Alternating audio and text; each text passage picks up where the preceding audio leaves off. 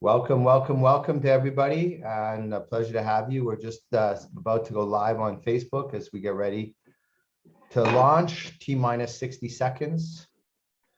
So it looks like we're live now on Zuckerberg's platform. And welcome everybody to the Digital Analytica and TPG Leadership Series.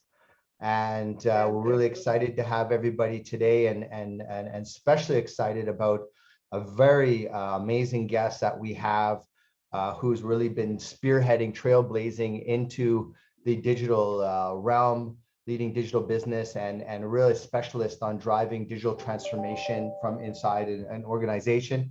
And we're also lucky to have some really top co-hosts with some really amazing experience as well. So great session. And this is actually, I have a little bit of insight, obviously, to what's going to be presented. And I'm sure you're really going to be blown away by a lot of the things that our guest will be saying. But so with no further ado, let me please introduce our co-hosts that we have with us. One of my co-hosts and our in-house digital guru, a man who has had his metal tested in the fires of Silicon Valley and has worked for some of the big companies like Sun Microsystems over there, as well as doing his own digital startup, .com startup in Silicon Valley itself, and then moving into some of the biggest companies in the world, such as Bank of America, where he's led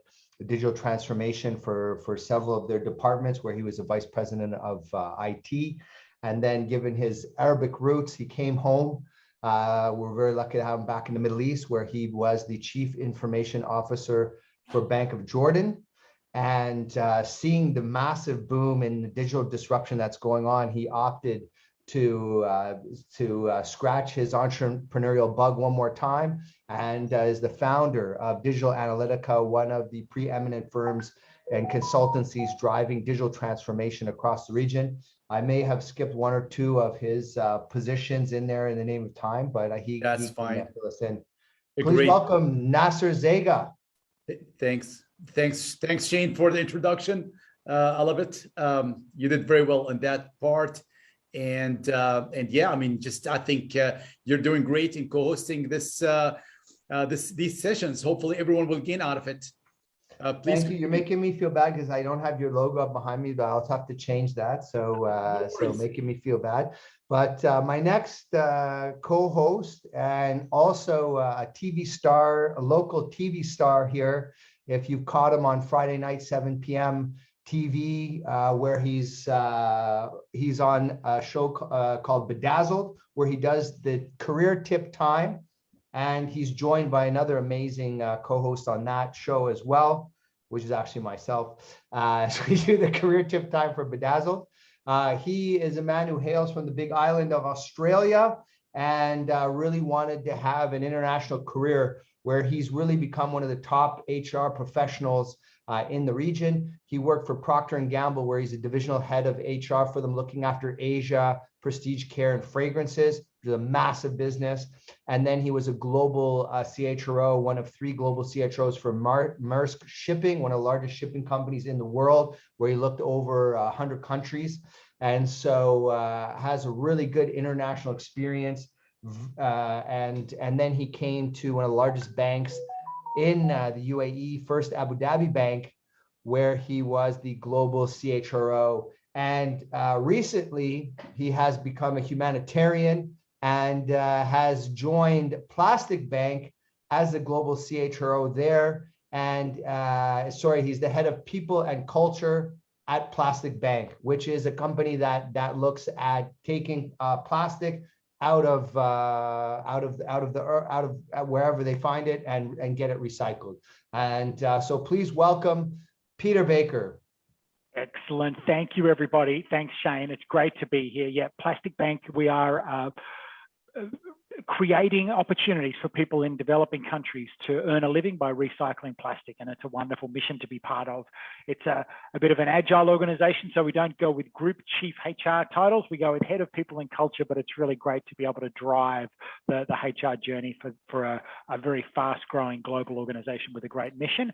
But I also like to stay involved in some of these kind of initiatives here where we talk about the future of organizations. And that's why I think we're so happy today to have Krish here, who's really going to help us really accelerate our momentum, accelerate our knowledge around digital transformation, and anticipate some of the issues that naturally come up during digital transformation. So it's absolutely a thrill to be here and be part of this discussion.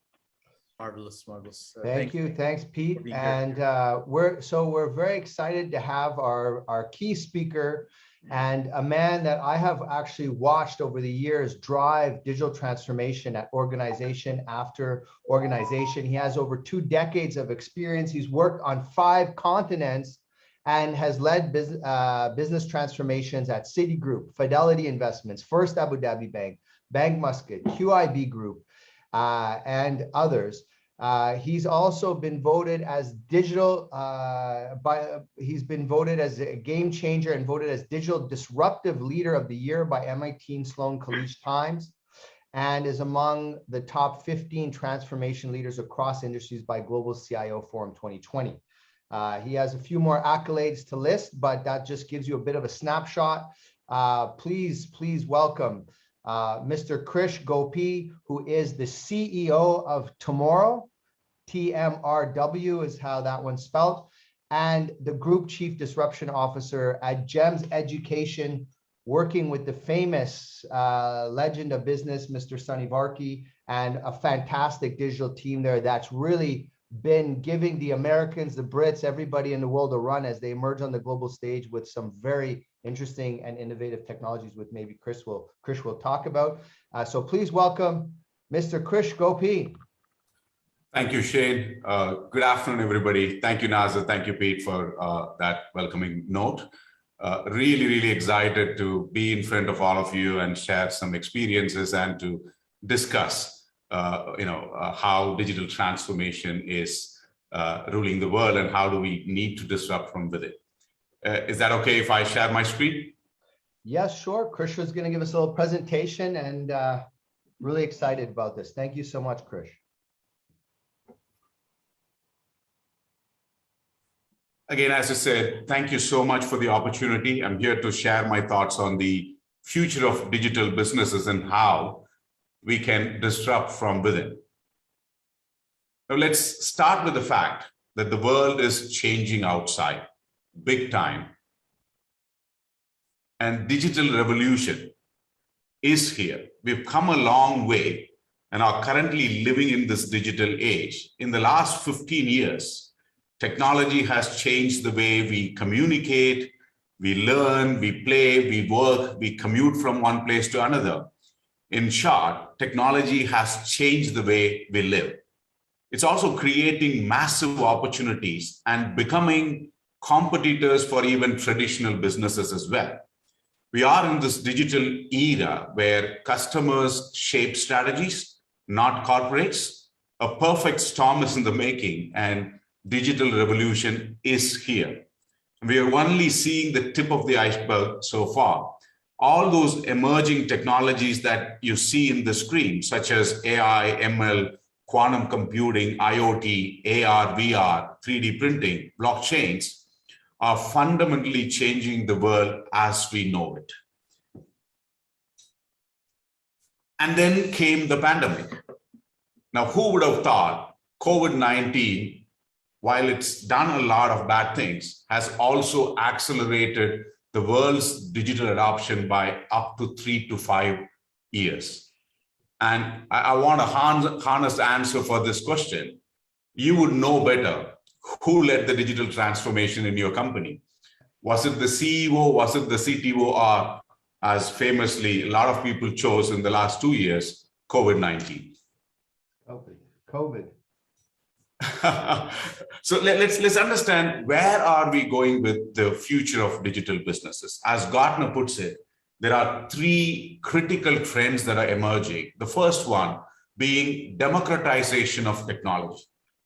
Smart things are taking over, and they're also going to decide and make decisions themselves in the coming years as to how do we ensure that the world around can change with situations, how cars can drive themselves, how the machines can drive certain aspects of human body.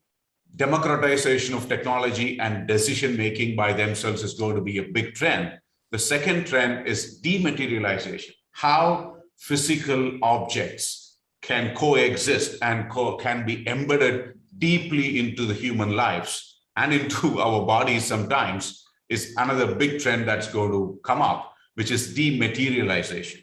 How do we ensure that these smart things can help live our lives better is a critical thing. And the third one, the most important one, is also disintermediation. Smart things are going to cut intermediaries. Smart things are going to replace trained people in a lot of intermediary tasks, whether it is about delivering our packages or solving our problems day to day, small tasks that needs to be done, are actually telling us what to do and to do certain things that we currently are doing completely manually as well. And those three trends has to tell you that this is exactly the exciting period in which we are going to be living under. Now, that doesn't happen naturally, and that doesn't go from 0 to 100 immediately.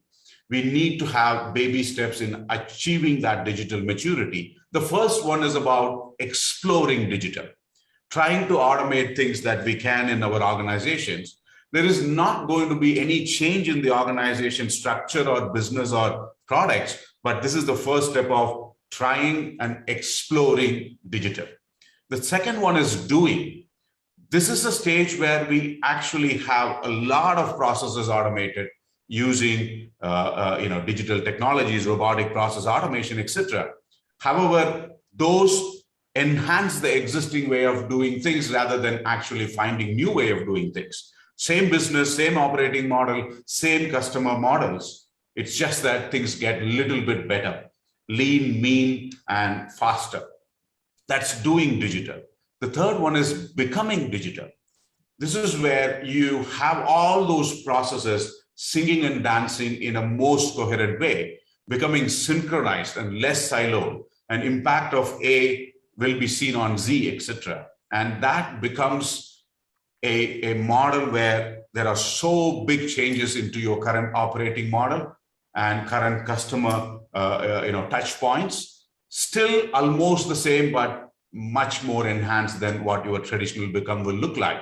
And the last stage is being digital. This is the nirvana. This is the end of how a digital transformation end state will look like.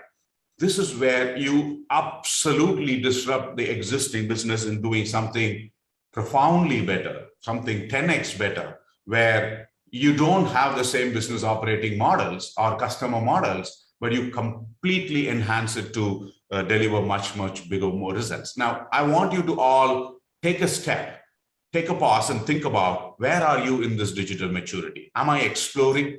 Am I doing something about it? Am I becoming? Or I am already being digital?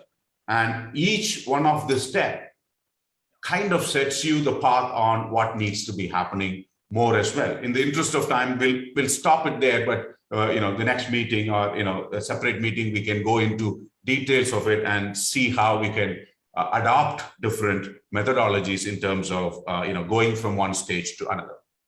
Now, we've seen that the world is changing outside. How do we survive? Now, surviving is okay. How do you thrive in this digital era? The answer lies within. Organizations need to disrupt from within as an answer to go and survive and thrive the digital era. Now, how do we do that? Let's first understand, what is disruption? Disruption in business terms is creating a new market or a value proposition by replacing an existing way of doing things by something exponentially better. You absolutely should not even realize what was the existing process to what has been built.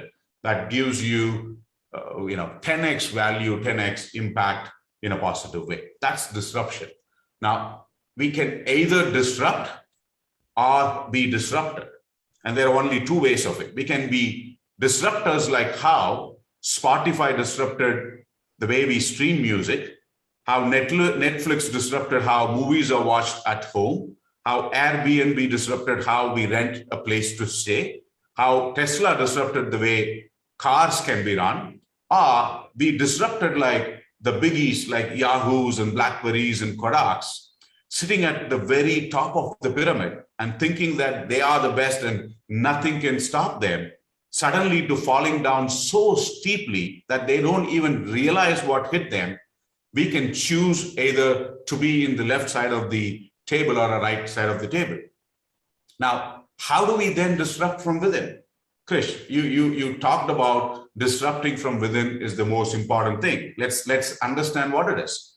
Well, we have 7 dimensions that we need to be looking at when we are talking about disrupting from within. Now, the first one is business model. With all those exponential technologies, with ever-changing customer expectations, and with emergence of some really, really cool technology companies, untraditional competitors, business models are changing on a daily basis.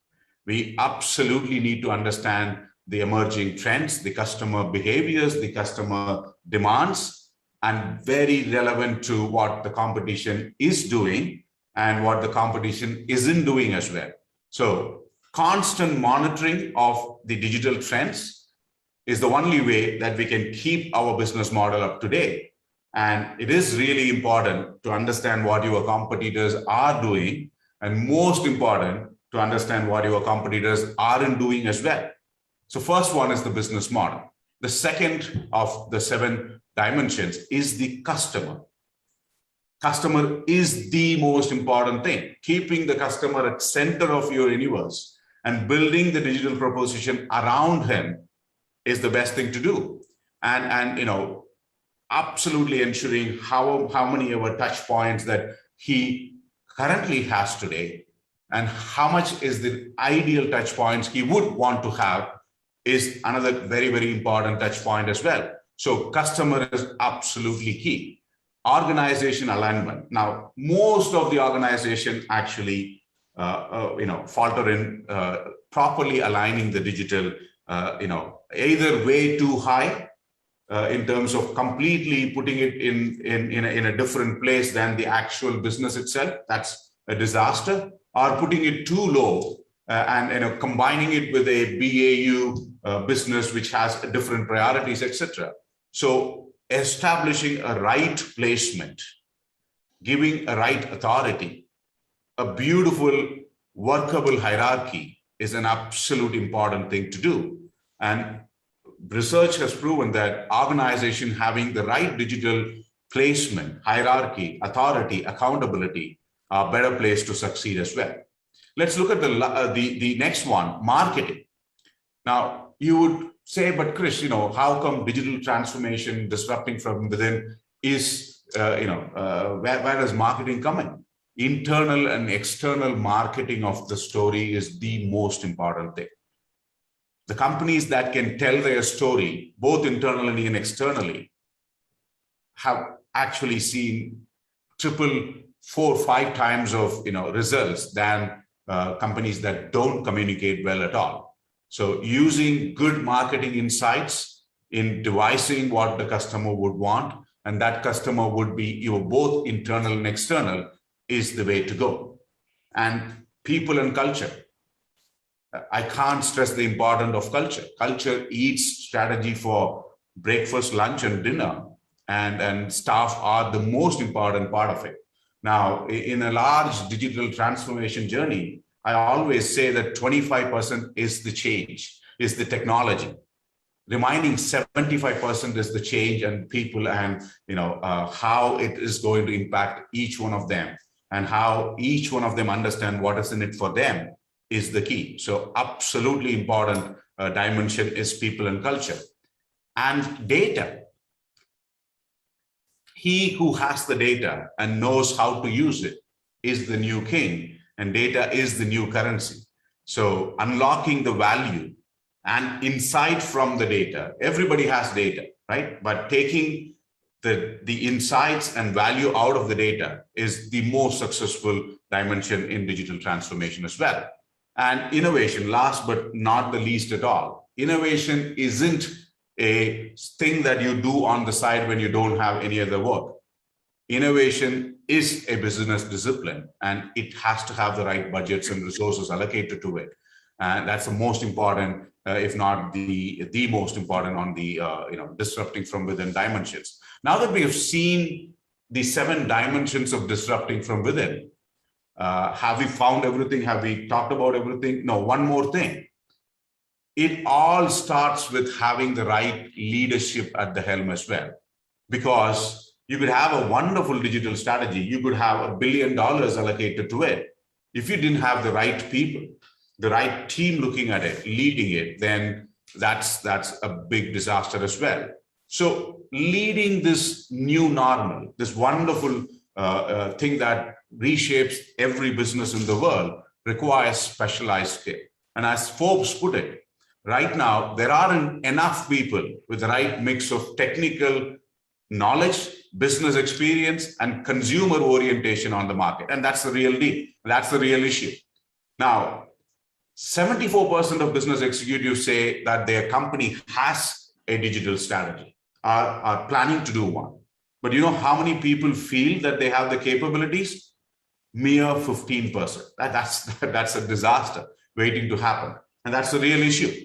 Now, such a disruption journey, such a transformation journey needs a Man Friday. And that Man Friday can be somebody who's within your existing team, not necessarily sitting in IT, could be leading a particular business stream as well, or could be your IT guy, or could be somebody who's coming from outside, but with these specialized skills. That Man Friday, he or she, has to be specialized in running large-scale implementations, a techno-functional expert who can design the as and to-be states, a perfect change agent who can build the culture and adaptability, an out-of-the-box thinker, an agile guru who can be flexible, have rapid advancements across business landscape, ability to participate and predict what's going to happen in the area of expertise that they are in, and is strategically placed in the organizations who can take bold decisions. Pussyfooting is not something digital transformation can adopt or survive with. And the last but not the least, a very effective communicator, capable of resolving conflicts between technology and business, because change management is absolutely key, and working with business in making them realize what is the impact of the digital transformation is absolutely a key as well. So that's the person that you need to lead the show. He brings the team, he brings the culture, he brings the necessary authority and accountability into the whole thing. And as I said, it could be somebody within your organization, or you need to find somebody, but having some good leader to lead this is the key to success as well. Okay, we found this, we saw the dimensions, we understood what is the trends are. Well, let's see some common pitfalls as well. That you would talk to any digital transformation expert, and they would talk about their scars. I have many of them as well. Let's understand, let's collaborate on what could go wrong and how do we avoid them as well. Number one, lack of well-articulated vision and roadmap. Everybody has different version of what digital transformation end state could be, and you will be shocked, even with the well-performing C-suite of executive leadership team, unless it is very well articulated, unless we have a roadmap that talks about where do we want to be in what month or year or a tranche of a time, it's absolutely not going to be possible to have everybody on the same line. It's as simple as putting it down in the piece of paper, writing it, revising it for 100 times before we get absolute clear vision on what the end state is, the strategy, the realization of where we are, the realization of where we want to go to, what are all the success factors, and who is going to own this and who is going to help us achieve it is the most important thing. Sounds very, very normal, very, very basic, but you know what? That's the most important thing that a lot of people miss. The second one is this one-size-fits-all syndrome.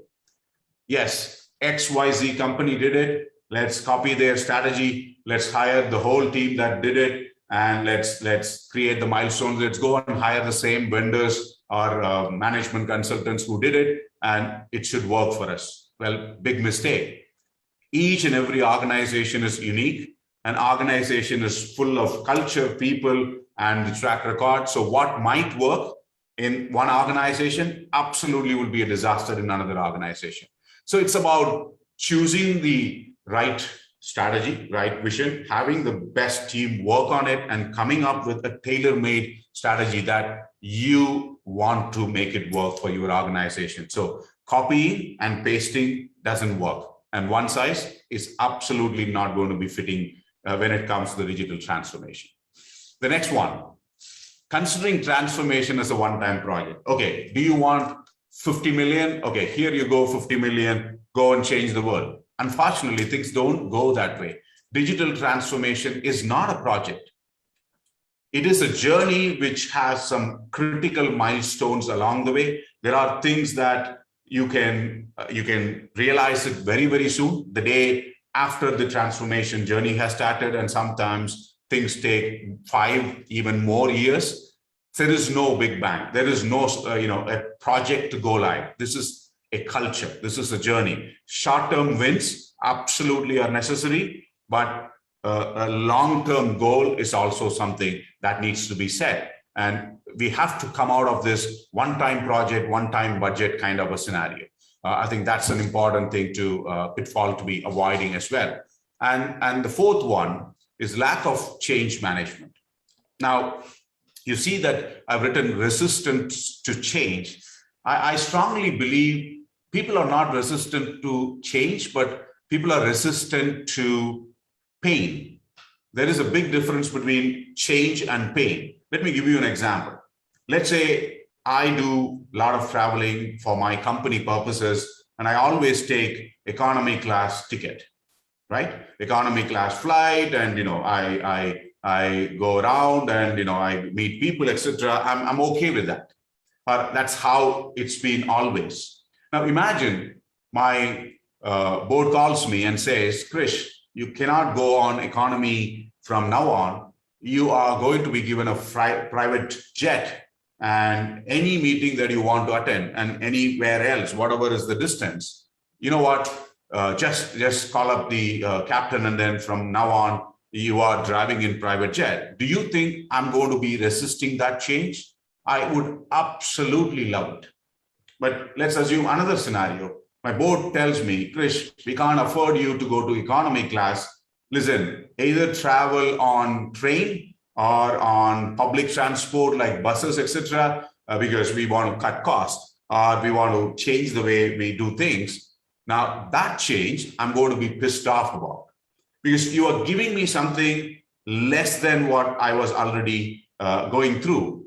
Exactly how change management works as well. If the change is superb, if change is significantly better than what I am already experiencing, I don't think humans resist at all. So it is important in this transformation to explain to people, am I giving you a private jet or am I asking you to go and take a public transport? That's the main difference. And if we truly believe and if we plan, if the strategy is to give each one of them a private jet, believe me, there are people who are going to be signing up and are going to be very, very happy to go into this change management. The last pitfall is going solo. My company is great. I'm going to change the world. I'm going to boil the ocean.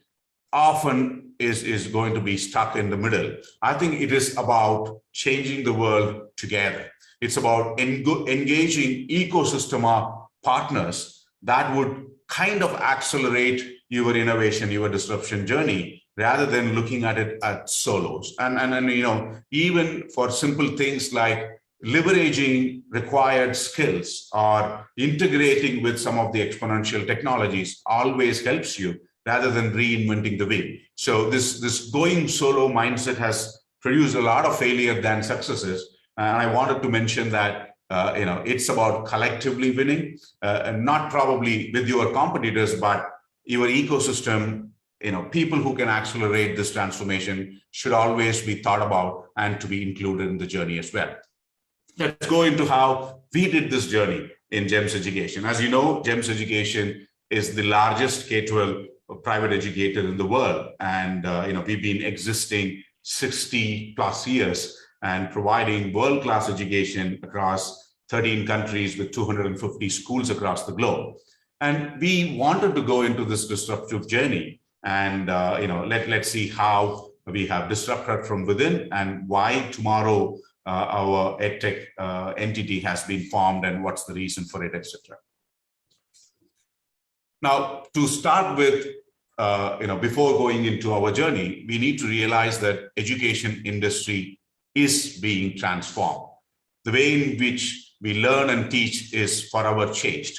And students are digitally smarter. Teachers are no more the single source of information for students anymore. And all those exponential technologies like AI, ML, XR, IoT, blockchain, they're all real. And the use cases are coming up in every industry, including education. And I said, data is the new currency. Anybody who can use technology and use data after pandemic in improving the learning and teaching analytics is absolutely the new cool thing to do. And whoever you are, however big you are, and whichever scale that you operate on, efficiency and standardization has become non-negotiable in every industry, including in education. Now, of course, while education was being transformed, COVID-19 had come and had increased the digital adoption, mainly for education, as we have seen. And education industry is a big industry. By 2030, it is reaching 10 trillion in the market cap. And that is just EdTech taking baby steps. In this huge market, if you realize the digital spend or technology spend is just 4%, you would realize that we are just taking baby steps and there is a huge market and there's huge potential to cover. Now, today, we are talking about EdTech market cap around 404 by 2025, and that is just the beginning. It's going to go leaps and bounds of it. While we are, our education global spend is very, very less compared to what other industries are doing. Imagine adding another 2 billion learners between now and 2050. Education is going to be a very, very lucrative and very successful and very transformative industry in the coming years. And I also know that $90 billion is going to be added in the next 10 years into EdTech investments in potentially on exponential technologies including. Now, that should make all of us happy then. There are a lot of spend that's going to happen in EdTech, and there are lots of EdTech companies. So Krish, where is the problem? Well, despite being a very crowded marketplace with so many B2C apps, B2B apps, B2G apps, the reality hasn't changed much. The reality of EdTech in brick and mortar schools isn't where it should be. Complexities of integration because of the infrastructure and technology stack in which all those EdTech companies have being built for the last 15 years isn't helping at all. And having to use 18 to 25 different applications to run a decent, normal, successful education is kind of giving a very bad experience when it comes to the stakeholders. It is not seamless at all. And because we are using so many different applications and data sitting in all those disparate systems, we are not able to collectively put together all the data, let alone using that data, making sense of it, and improving the learning and teaching outcomes. Most of the today's edtech companies are narrowly focused on solving one or two problems or one particular curriculum, or only focused on selling it in one single region. That's not helping at all, because the world is suffering with huge edtech problems. You need systems that can solve multiple problems and can be extended across the globe. Now, having said all this, let me give you another shocking statistics that will make you really go back. Our educators, my teachers world over, are spending up to 60% of their time in non-teaching jobs. That's something that is absolutely not acceptable. If only we can take 20% of this, administrative time, a non-teaching job, to give it back to them, the world is going to be a very different place. The need of the hour is about having integrated systems that can streamline the end-to-end process, improve learning and teaching outcomes using data and technology, and providing seamless experience to all the stakeholders. We've done this transformation journey at GEMS Education. We have fixed the fundamentals that we had all those problems, and we started creating our own intellectual suite of products. And now is the time to accelerate this transformation and to create incremental value by creating a company and going live with this. We have digitized the entire digital ecosystem from start to finish, from end-to-end K-12 processes, higher ed and lifelong learning, taking care of all those stakeholders as well, which resulted in huge benefits, whether it is about bringing in digital propositions or consistent pedagogy, or increasing efficiencies up to 20,000 man days, or driving greater internal and external satisfaction, or creating IP suite of products worth billions of dollars, or huge cost savings, or avoidance through technology and consolidation and standardization. We have been able to disrupt from within in bringing in all those great achievements. And interestingly, during that complete lockdown, we ran collectively 28 million sessions with 96% student satisfaction and 95% of parent satisfaction, 15% more satisfied than any other parents in the world. And that is exact success we wanted to bring it into tomorrow. Tomorrow is a edtech arm of GEMS Education, independent edtech company born out of GEMS Education, designed by educators for educators, keeping teachers at the heart of everything that we do. We are at the core. The world problem today lies in the classroom and in the schools, and we are trying to solve the real needs of the real stakeholders. And that's the biggest advantage that we have. And we want to ensure that our teachers teach better, our students learn better, and our parents are more engaged, and our schools become more efficient than ever using our Tomorrow platform. Let me give you a sneak peek of what this platform is about, being used by hundreds of schools and hundreds and thousands of students and teachers. This is a all-in-one integrated platform that is completely curriculum agnostic, can today manage 9 different curriculums across the globe, whether it is national curriculum, US, IB, UK, Indian, anything that you would put it. And this is probably the only system that can cater to all the curriculums that exist today in the world, and complete blended learning capabilities, whether it is synchronous, asynchronous, or adaptive learning. This system is capable of, and exhaustive child safety features, gold standards of health and safety and online safeguarding, using AI for completely, revamping how nudges are done, or predictive analytics, or complete 360-degree view of the learning journey of each student, and integrating with almost any and every possible solutions or content that you need to do with RESTful APIs, with common cartridges or LTI 1.3, and completely easy to migrate data migration, wizardization. Now, today it has the following core modules: an end-to-end academics management, everything related to non-academics, including activities, sports, communication, counseling, well-being, or university connects, and customer management, enrollments, customer engagement, 360 feedback, retention, and a pure learning management that includes curriculum building, portfolios, assignment quizzes, lesson building, and a back office management including our own ERP, procurement, finance, HRMS, and payroll. And if you have large scale services management, whether it is catering, transport, contracting, real estate, facilities, it's all done using this end-to-end system.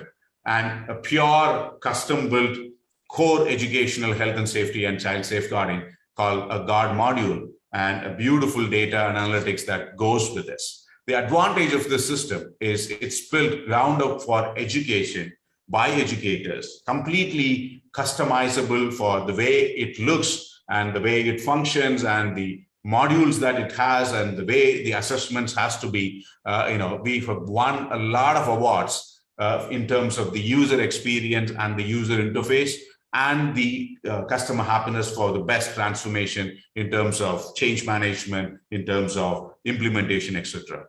You see the awards that are there. We won the best mobile app in the innovation category in the World Mobile Congress in Amsterdam in 2019 as well. We also have some unique features that doesn't exist in any of the learning or school management systems, such as SOS button that can be clicked and it sends real-time alerts to all the parents with Google Google location at that minute, or a Genie, that is a AI-powered chatbot that can talk to people, that can converse, that can answer all the questions and can do all the work like paying fees or getting the academic results, etc.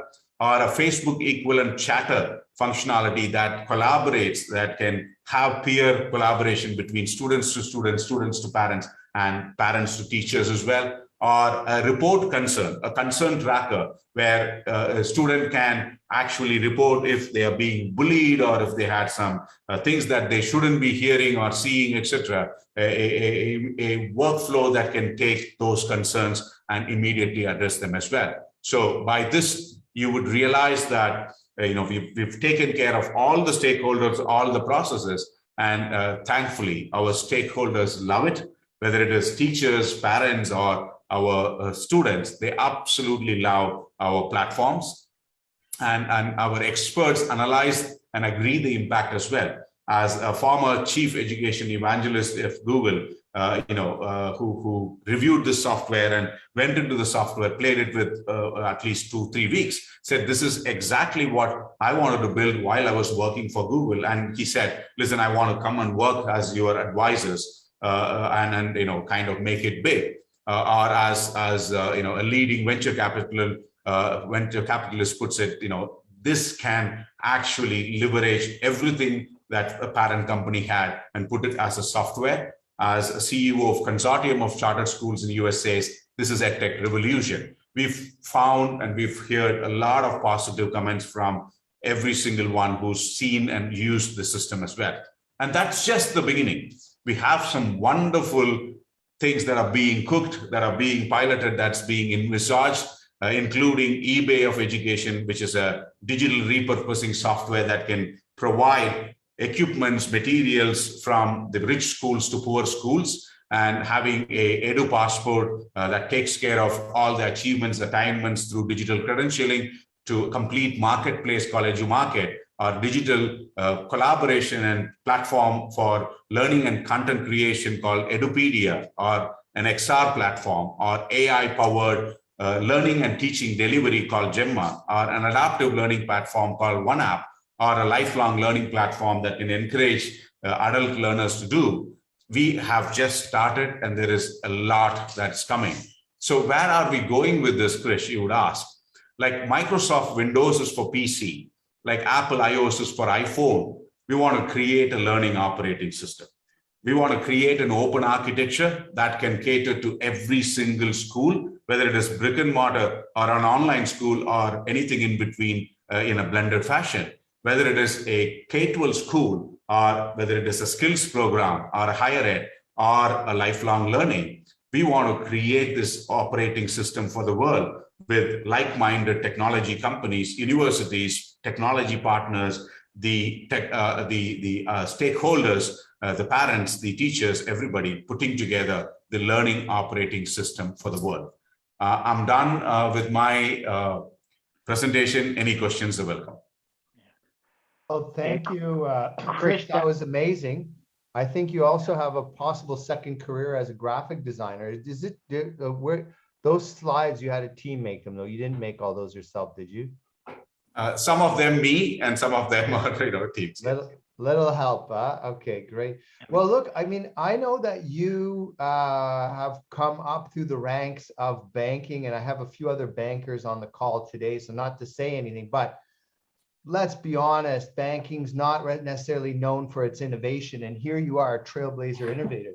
And so how did you prepare yourself for the role of CEO tomorrow, and what have you done to develop your capabilities and prepare yourself to kind of make this transition from banking into education to what now almost seems like an industry agnostic skill set, where it's like we can apply this formula and this framework to any industry to drive disruption from within. Can you walk us a little bit through that evolution from a capability perspective and what you did to prepare? Thank you, Shane. I think that's an important question. And I want to kind of reiterate that regardless of the industry, technology should help selling more, serving customers better, helping create a sustainable business model for the digital era, securing assets, and while doing all the above, trying to save costs as well. Though it might sound oxymoron, you need to do all the four, but you need to save costs as well. In that sense, I don't see much of a difference between banking and education when it comes to the impact that we need to create. Banking is a highly regulated industry. The rigor in which the banking technology operates is much higher than education industry, at least for now. So my focus was to bring that rigor and that, that discipline into the education industry from banking. And it's a digitally matured industry, banking. So we're also trying to bring that focus of digital first culture, for all our stakeholders into education as well. So I think overall, my banking experience has positively helped me in getting things faster, better, and cheaper in education. That's fantastic, Krish. Thank you. I mean, one of the interesting ways that you frame it, I love the way you frame the fact that it's not a project, but it's a journey. The criticality of culture and human change as such a key enabler of such a large transformation. The bit about ensuring that the digital team has its own place within the organization and can sometimes break down barriers, and those are fantastic. But they were actually also exactly the same set of principles that was put together 30 years ago when Edwards Deming launched quality circles. If you go back to the original quality circles discussion in TQM, it said those things. And then you've had companies that said, okay, we're going to orient our business around safety. And they could say exactly the same things. It's a journey, it's not a destination. You have to give safety a seat at the table. You had the same with then customer centricity a few years ago. And then of course, Lean Six Sigma and the whole process excellence thing is of course still working its way around in many organizations. So you have lots of philosophies that are claiming we need a special seat at the table. We need to realize that the whole company needs to come on this journey. And the digital people are kind of saying, but this time it's really different.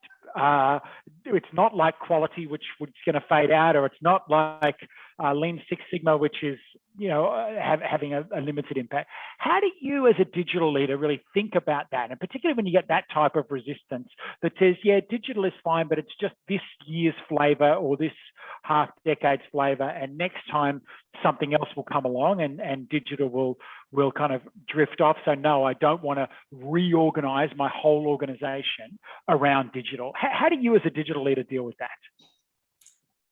You were very, you're absolutely right, Pete. And there are certain things that don't change. And these philosophies that you talked about are again stemming from the fact that, things have not changed from the basics of it. It's just the way of how you react to a particular crisis and things like that. And again, it is truly different when it comes to the transformation landscape between before COVID and after COVID situation. So I think let's look at it this way, right? Global pandemic has triggered digital adoption. Let's accept that fact. This is the new normal. We are absolutely not going back. Let's also accept the fact. But let's be very, very clear. Emergency response to COVID-19 that we have all done is not the future of digital transformation. Because there are certain basic things that we need to go back to the drawing board. There are basic things that are, as you rightly said, 100-year-old theories that you absolutely need to be.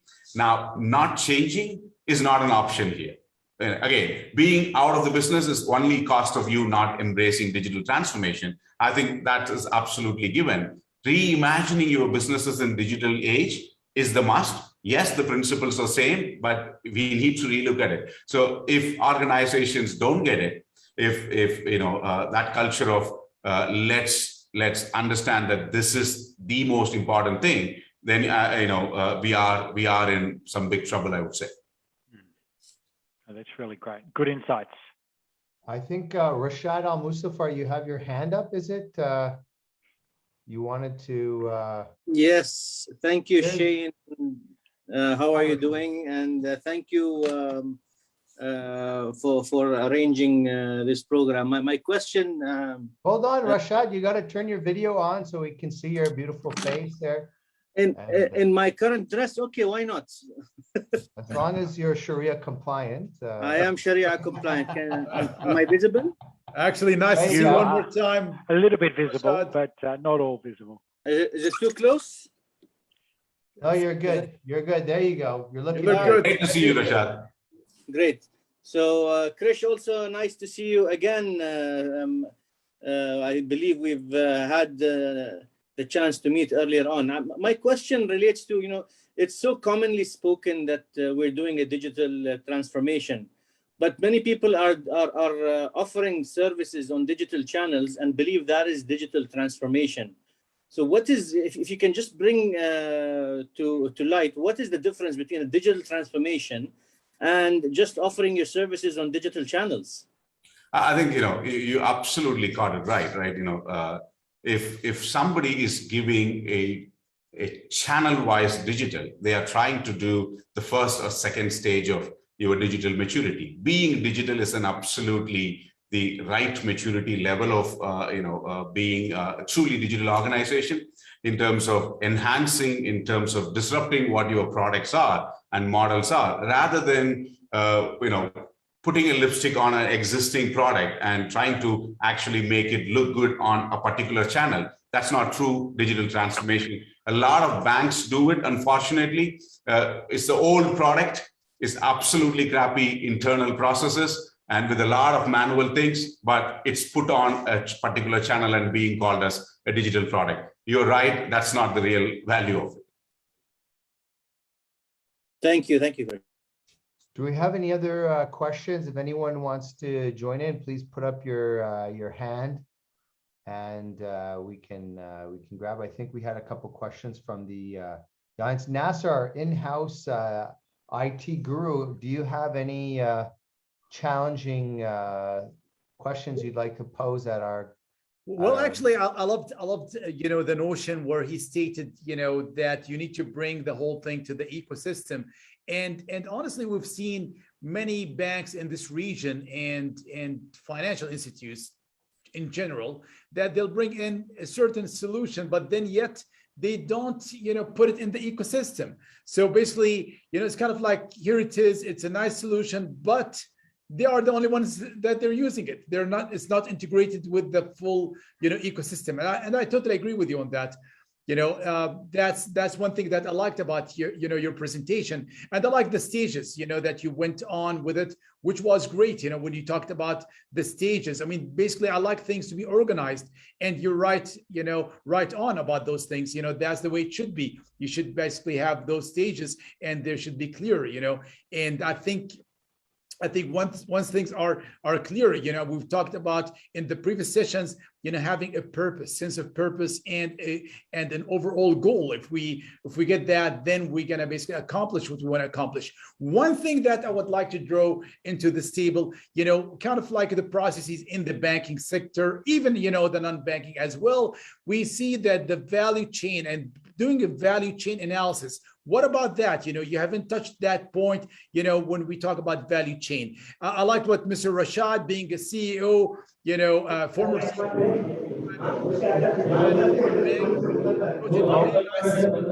What the other point is, when we talk about the value chain analysis, what's your take on that one? No, absolutely. Value chain is a critical thing, and having a right ROI. And ROI need not be only money. The return on investment can be qualitative and quantitative as well. And I think it was Pete or Nazar, you brought in the point, say it's coexistence of every other thing as well. You can be having a great ROI, but if your process or product has limited the capabilities of other departments or other investments that you have made, truly the collective ROI has been reduced as well. So bringing a right value, both quantitative and qualitative, is a key measurement for any success into the digital transformation as well. Marvelous. And adding KPIs to your presentation as well. I loved your presentation. If you add KPIs to it, that's the goal. At least we can measure, what we're getting out of it. So you did a fabulous job with us over here. I think the KPIs are the way to go. You can basically measure, our progress, how well we're doing, and so forth. I've seen people going through the drawing boards, and I've met other individuals who are kind of like peers like us, where they went on and they said, okay, here are the front end, the front end services, the mid office service, and the back end services. What's your take on that? It's kind of like, taking the value chain, looking at some verticals and horizontals and just extracting them out. What's your take on that? I think it's a journey that we need to be specifically going through for each and every process separately, and having the front end first, because that's the most important thing that the customer sees, the end customer sees. Having the right experience at the front is most important, while then coming into the back. And interface could be simple APIs, or it could be a powerful, painful extractions of data and things like that. But the experience of customer cannot be struggling, and the information security cannot be struggling. So having front and back, first priority is front, second priority is back, and the third priority is about ensuring that seamless integration and the hand-holding of data via an ESB kind of a thing can be done. And it's not going to be boiling the ocean approach. And you probably won't have time, efforts, resources, and budget in doing everything together. So it's all about prioritization and creating critical processes that will have maximum impact. To your point on KPIs is also something absolutely key. And I've seen organizations say, wow, okay, because of a particular change in management, or because of somebody has told them, let's go and spend now $1 million, spend on everything. Just because you have money, trying to boil the ocean is also going to be a big disaster for failure. Marvelous. We've got only 2 minutes left. Shane, you had the question. Apparently, I can see in the chat. You want to ask that? Yeah, we have a chat here from Fatima. Just to also say, I might have to bow out while you're answering this question, Krish, because I have a meeting in a few minutes, so might have to run. But Fatima's saying, education, digital disruption will further increase the gap in education inequality. How can we overcome this? Not all countries or educators have required means. Do you even agree with that statement? Do you feel, some people feel digital disruption has the opposite effect? And what's your perspective? What are your thoughts? I 100% agree with Fatma. I think the inequality between equity, access, and quality of education has never been wider in the history of mankind, right? The gap, the learning gap that was created by pandemic for the underprivileged is going to have an impact for centuries to come. So companies, education companies, our governments has to take this fact and ensure that that's the first thing that we address. For an example, the purpose of tomorrow, the vision of tomorrow is to make quality education accessible for every single child on the planet at the, almost at the free of cost for countries that can't afford and students that can't afford, etc. So purpose is absolutely important. Ensuring that that equality gap is reduced using all the means possible is also very, very critical. So thank you, Fatma, for bringing that. You are absolutely right. Great. Do we have any other questions? I think there was a guy, Roger McDonald, who wanted to say something, but I can't see him now. I don't know. I have one question. I raised my hand. Oh, sorry, Arshad. Yeah. Yes, go ahead. Go ahead, Arshad. Yes. First of all, thank you very much for the wonderful session. And in terms of digital transformation and applying to organization, well presented and learned something new. So my question is, yes, so organizations and individuals are main two characters. Now, as individuals, how do we develop ourselves? I'm in my mid-career, for example, and I'm really passionate about this.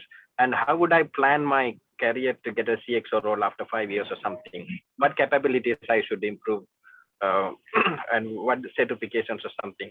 So maybe what worked for you and what didn't work for you can help to give me some insights. Thank you.